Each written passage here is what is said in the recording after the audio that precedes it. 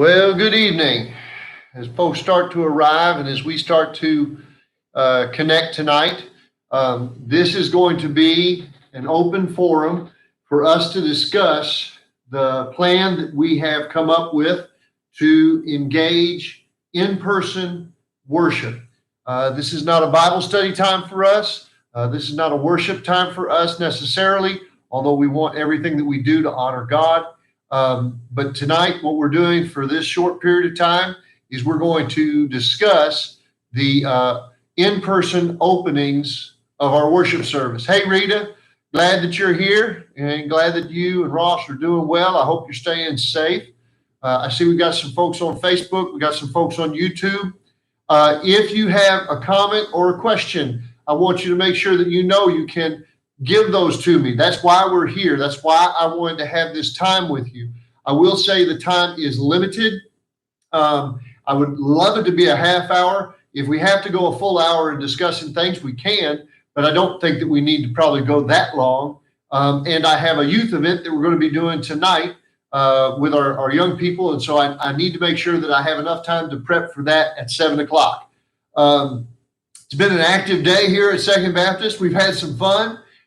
We opened Impact Ministries with the CCBA today. And if you can tell from the top of my head, it was a sunny day. It was a beautiful day. I think we served somewhere around 80 to 100 vehicles. And some of those vehicles had multiple families in them. Hey, y'all, I see everybody chiming in. Fantastic. Miss Kay, good to see you. Donnie, glad you're here. I'm missing some folks as it's scrolling up. Susan, I'm glad that you're watching. And again, I want to remind everybody that's coming in, the purpose of this is to have a forum where you can ask questions or make comments, and I want to be able to share with you what we're aiming to do. So as we get started, I know some of you may already have some questions or comments that you've got in your mind. If you'll hold them for just a second, I want to share with you again what was sent out in the email earlier today. Our goal is to get back together, and I'm excited for that. I'm looking forward to that, but we want to do it in a very, very, what do I want to say, thought through process. We want to do it carefully so that no one who comes to our church gets sick.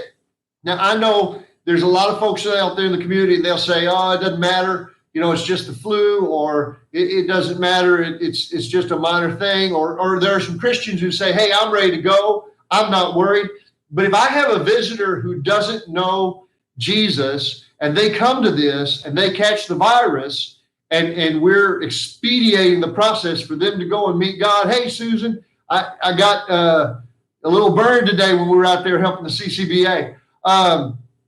If we do one of those things and somebody gets sick from that virus, I would feel sick over that idea that they would be, not necessarily pushed into hell, but we don't want to expedite anybody's demise, especially if we don't even know if they're saved. And so, listen, I know I see a bunch of folks chiming in with Facebook. We've got somebody who's watching with us on YouTube. I want to remind everybody as you're coming in, the purpose of this is to have a forum where we can share. And before you give your comments, and please know if I'm looking down and I miss your comment, send it up again. I want to hear them, and I will go back through all the comments after the video is done and try to make replies if I didn't get to you while we're having this discussion. So our goal here is to talk about getting back together as a church. And the first thing I wanted to talk about is we're not just setting a date and saying June 1st, we're going to get back together, or Mother's Day, we're going to have a full-blown service. That's not what we're going to do.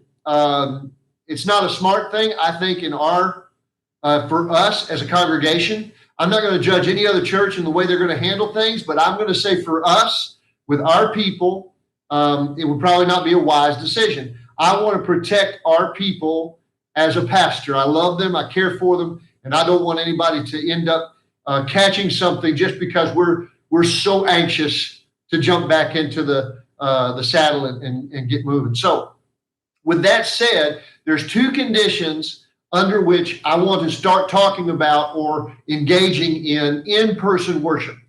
And the first condition is that the governor will open up not just the businesses, but also the restaurants. where people are allowed to congregate and gather to some degree. I think that would be a good point where we should start to congregate and gather. I don't know whether he'll give permission or not permission or anything else with churches. I'm not worried about that part of it. What I'm concerned about, again, is from a safety aspect. If the governor believes that it's safe enough for restaurants and businesses to start to reopen, then I think it's safe enough for churches to start to reopen. Now, the second condition, though, is not connected to the governor, and that is it's connected to the CDC. The CDC has been following this virus, and they've been working through all the details on the disease itself.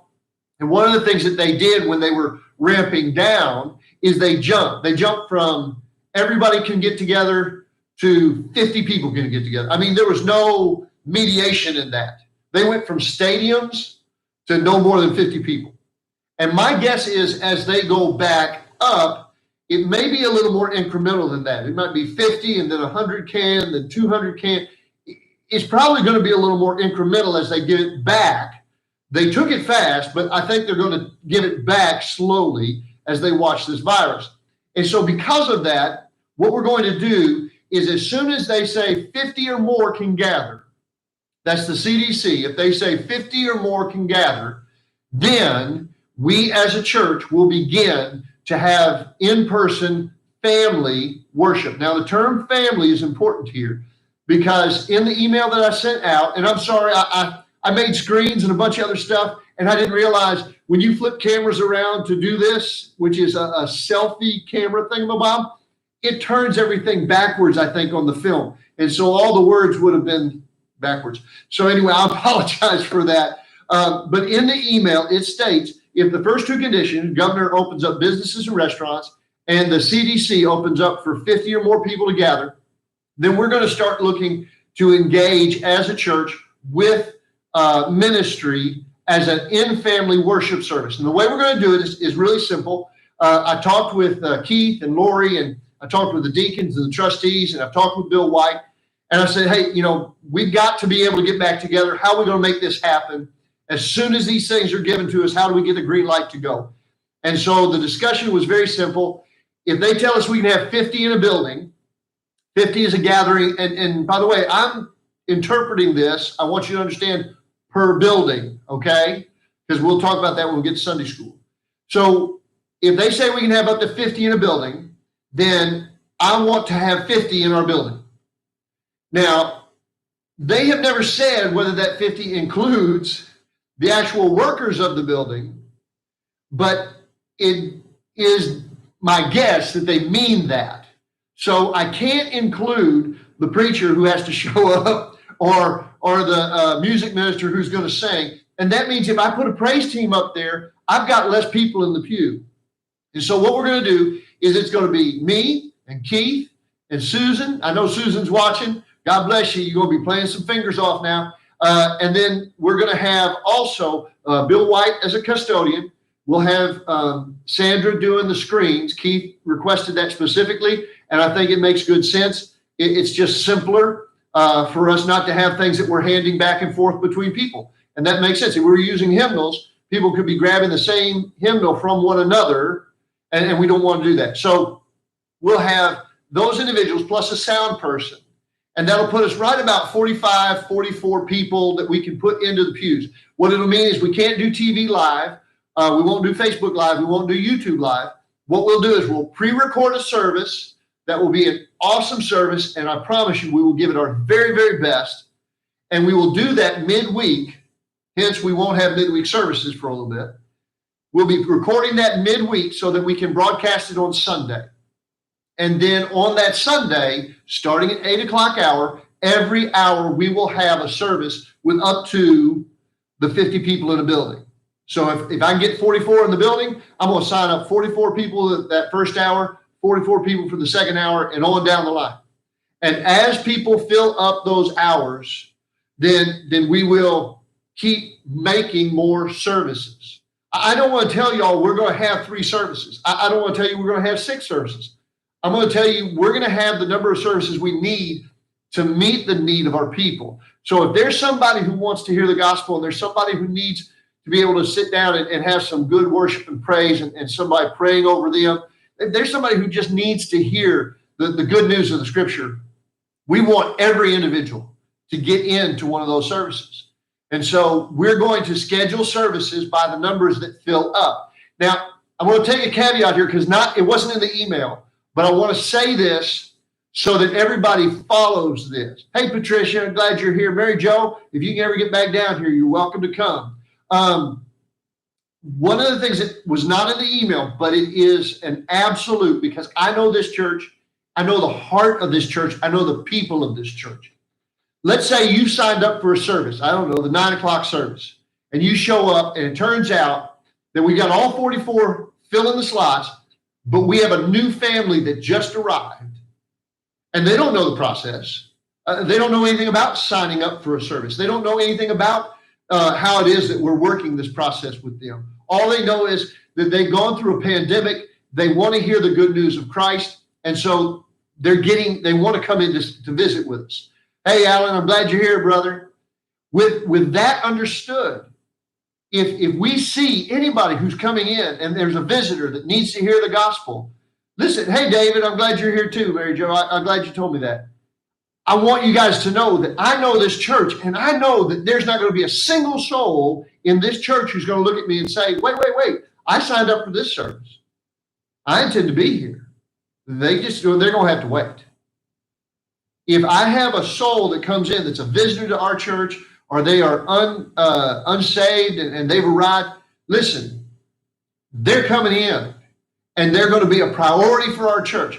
Because in all honesty, you guys know this. You have such a love for people and such a care for people, and you have such a heart for people. I know that I won't even have to ask you, can you step out so that this one can step in? I know that you'll come to me and say, Brother Dave, these folks need to hear the gospel. These folks just arrived in town and they don't know where to go into church, and they were the first place where they could get into. I'll step out so that they can come in. And that's the kind of conversations I expect to have. I expect to have those conversations where y'all come to me and say, I am willing to step away so that they can step in. And here's what I'm going to promise y'all right now. If anyone comes to me and says, hey, we'll step out so they can, I promise you will have the best worship service that Sunday when you're able to be put back into our rotation. I promise you we will not finish worship until you have had a worship service that day. And I can guarantee you, you will have the best worship service you've ever had. So we're going to start with our services. We'll put in as many people as we can per hour. CDC says we can have 100, we'll have 100. If they say 50, we're going to have 50. If they say 75, we'll have 75. And we're going to make sure that they are live, beautiful, wonderful services, and we'll do one every hour. Now, the question is, how do you connect into this? Hey, Chris, glad that you're up here with us today. I think it's a long way from Northern Kentucky, but I'm glad that you're with us. If, let's say, Chris Gordon comes to our church, we know that she's going to get into the service because our folks are going to step aside so that she can get in. But listen, the idea here is every hour we're going to have a service. And I want you to understand, the service is only going to be 30 minutes. It's going to be a 30-minute service as we get started. And the reason is because if I have 50 people in the sanctuary and they're leaving, and I have 50 people in the parking lot and they're coming in, I have 100 people in my foyer. And 6 feet of distance and social distancing won't work, right? We know this. And so we're going to make sure that you have 15 minutes to come in and get a seat. You'll have 15 minutes to get out and get to your car. And then the doors will be opened again for the next set of folks to come in. And we will have that good social distance between us. Now here's the only problem with that, because I know this church and I love this church. We like to talk. We just do. And we want to have seen each other for a while, right? And we're going to want to talk. Well, listen, if you want to have those conversations, then I'm going to ask that you move those conversations out of the foyer and into the parking lot, and we'll have those conversations with good social distance in the great outdoors. But in the building, we're going to have the 50 coming in, and we're going to have the 50 going out, and we're going to make sure we give you enough time not to feel rushed, but to make sure that you can get out and the next group can get in. without us causing any kind of problem with social distancing or anything else like that. So it'll be one service per hour. It'll be a half-hour service, 15 minutes to get into your seat, 15 minutes to get back to your car. And I had a question that was brought to me, and this is an awesome question. Nancy Loftus wrote me this question today by email, and she asked, what about valet parking? Now, initially, I was saying, we can't do it. You can't add one more into the mix, because every valet parker I bring in, that's one more person I can't put in the pew. But here's what I think we're going to try. And I've got to talk with the valet parking team. By the way, if you've never come to our church, this church has valet parking, and it is awesome. It is so cool. You pull up to the carport, they take the keys, they go and park the car for you. You go have a seat, love life, come out. They've got the car revved up and ready for you. On a cold winter day, it is a joy to have somebody warming up your car for you. And on a rainy, horrible day, it is awesome to have somebody else park that car. And so I love our valet parkers. But what I think we're going to do is probably we will have one per service, and we'll rotate them by the hours. And so the individual who's valet parking for that service will then worship in that service, and then they will valet park in that service. I think if we did that, we could spread out the valet parking over several services, and it would allow us then to keep the numbers down and also keep the service flowing. Hey, Sherry, glad you're with us. Hey, Sheila, glad you're here too. So with all that said, once we get family worship down, and by the way, you're going to be sitting in pews. Nobody gets to sit in their normal pews. We're going to be socially distancing folks in family groups. And so you may be, 2 pews off of somebody or 6 feet down from somebody. If the CDC says, hey, you can hug and kiss, we will pile you all into the middle. But when the CDC says we got to have 6 feet, we're going to have 6 feet. Okay. Hey, Melvin, good to see you in Maryland. So we're going to have our services 1 hour, half-hour service, 15 minutes to come in, 15 minutes to leave. And here's the next piece. Once we get that down, then the next step is to go ahead and try to do Sunday school. Now, how are we going to do Sunday school? Well, we have an activities building. And so if the CDC is saying 50 people is a gathering, well, a gathering is in a building. I mean, that's my mind. So if I have people in a whole nother building, another 50 people in a whole separate building, then it would seem to me like that's 2 gatherings. And so we would still be following CDC rules. We would still be following all the safety protocols necessary, but we would have them in 2 separate buildings. And what we'll try to do, and it's going to be hard, but what we'll try to do is we'll try to juggle the folks signing up for worship service with the hour that they're going to also be going to Sunday school. And so you would go from Sunday school in the one building to the service in the next, or from the service in the one building to the Sunday school in the next. Now, we might combine some Sunday schools, because if I can get up to 50 in a building, I'm going to try to do that, okay? And again, if you've got a Sunday school class and somebody shows up for Sunday school who's a visitor, I know this church. I know you people. You love people. You care about people. You have a heart for individuals who need to hear the gospel. And I know you won't have a problem stepping out so that somebody else can step in and be fed the grace and the love that this church has to offer. So again, everything that we're going to do is going to make sure that we continue that open door policy. I know we're going to be limited in numbers, but we're going to keep that open door policy. This church is known as one of the friendliest churches in town. This church is known for the grace and love that is bestowed on people as they come through the door. And this church will remain holding that kind of reputation after we have to condense numbers down. So if you, in some crazy way, think that your spot in the class or your spot in the pew is a guaranteed lock and nobody else is supposed to have it, then God bless you. You don't understand this church. That's not who we are. We will bend over backwards to meet somebody with the gospel. And if that means I need to step out so that somebody can step in, I will flat do it. And so anyways, we'll begin with worship. Once we do that, we're going to double up with Sunday school, and we'll start doing the Sunday school classes. Hey, Linda, glad you're here. And I'm assuming Ken's with you. And we may need some of y'all to help us in the worship services. I mean, Susie might not have any fingers left. It might be just right up to the mid-knuckle by the time we get done with the service. So Beth Brockman may jump into it. We might have Debbie Smith playing some piano. I don't know, but we'll work out some things where we might spell some folks at different points. And I know David Smith has already talked to Keith about helping with music and some other things. Listen, and if I get tired, I might tap Jerry Barron on the shoulder and say, you got to preach one for me, call in the relief pitcher. So we'll run as many services as we need to get everybody that wants to hear the gospel to be able to hear the gospel that day in person in a service. And if you can't make it here, we are still going to produce and broadcast one of the best worship services on television, on Facebook, and on YouTube. I love the music that our folks do. I love the grace that Keith shares from the pulpit. Hey, Glenda, I love the worship that we do here as a church. And even though we're doing it virtually, I'm still just finding so much joy in the process and everything else. It is wonderful to pastor and to preach in this church.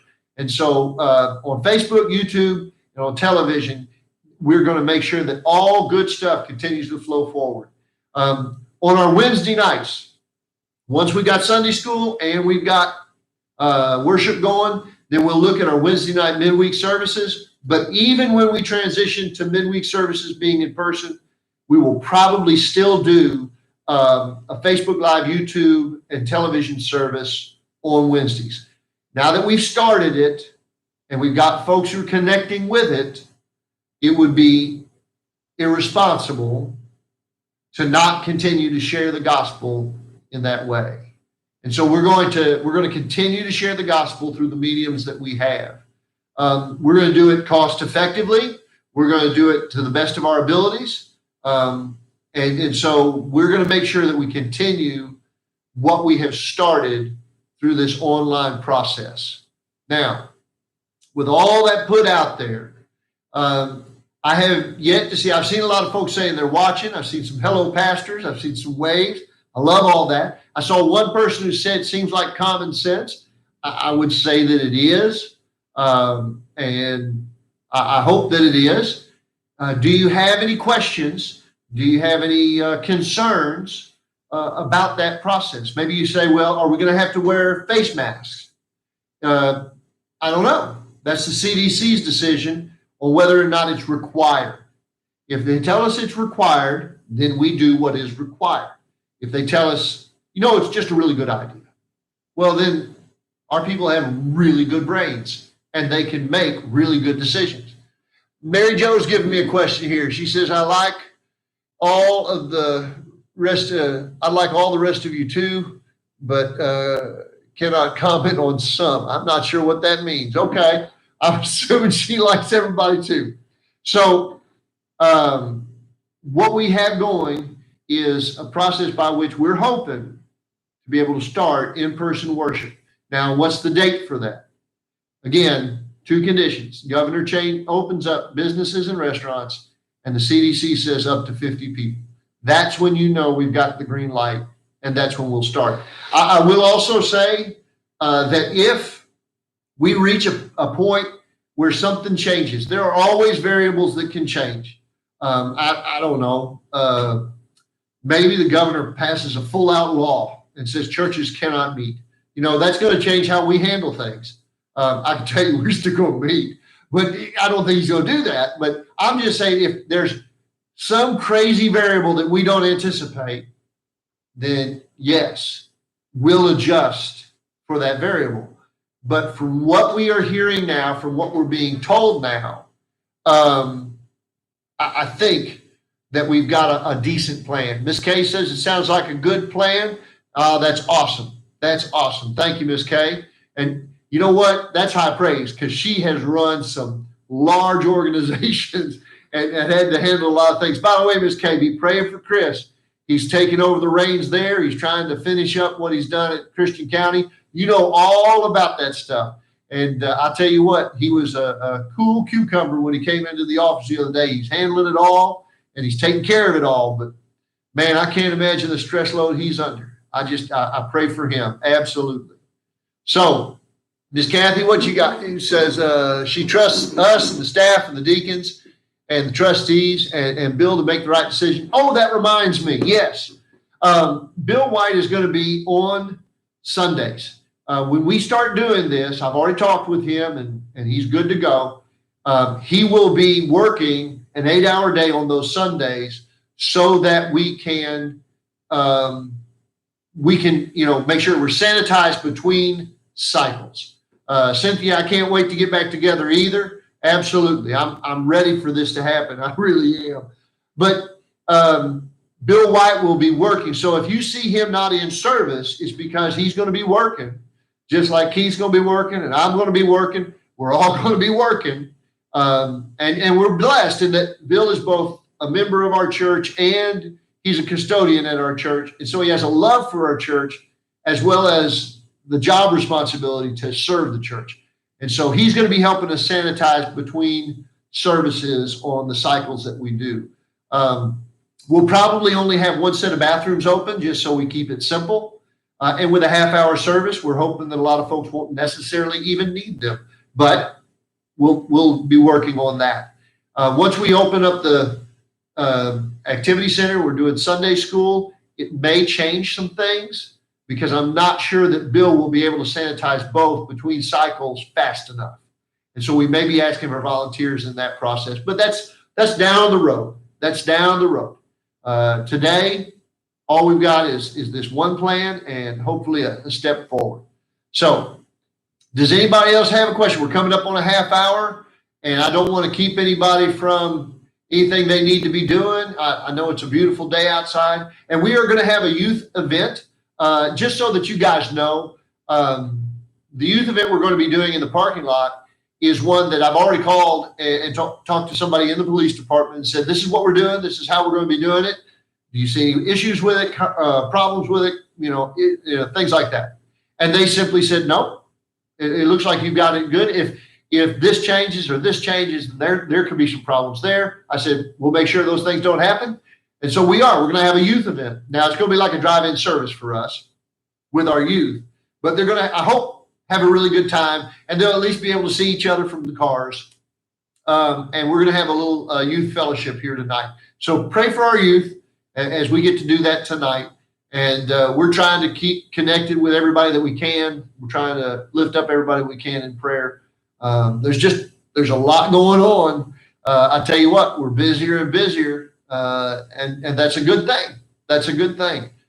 God is giving us the opportunity to reach a lot of folks with the gospel. And so I'm just grateful for the chance to dig in. All right. Well, I tell you what, I am going to wait just a moment more, but if there's no other questions, then and I love the hearts and the thumbs up. Oh, if you want to increase our YouTube ability, I think is that an oh wow face that I just saw? I think it's an oh wow face.